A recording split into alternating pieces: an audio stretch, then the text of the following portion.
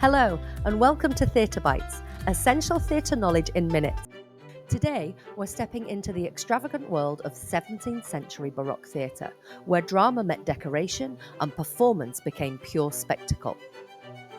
The Baroque era, roughly 1600 to 1750, was all about grandeur, emotion, and theatrical illusion.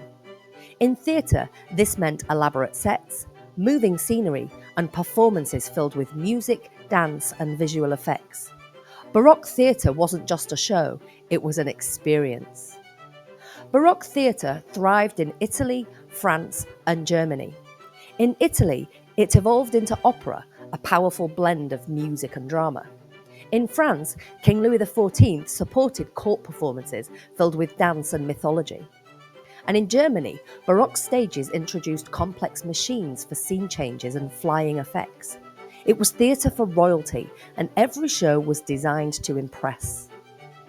Baroque theatres introduced the proscenium arch, the picture frame stage. They used painted perspective scenery to create illusions of depth and mechanical devices to shift sets, lower gods from the heavens, or make characters disappear. Lighting came from candle chandeliers and footlights, giving performances a rich golden glow. Acting was highly stylized, with graceful gestures, expressive posture, and often sung dialogue. Baroque theatre blended art, architecture, and music into one immersive form, laying the foundation for modern opera, ballet, and musical theatre. In Baroque theatre, drama wasn't just performed, it was painted, powered, and performed with precision. Thanks for watching Theatre Bites, your shortcut to essential theatre knowledge.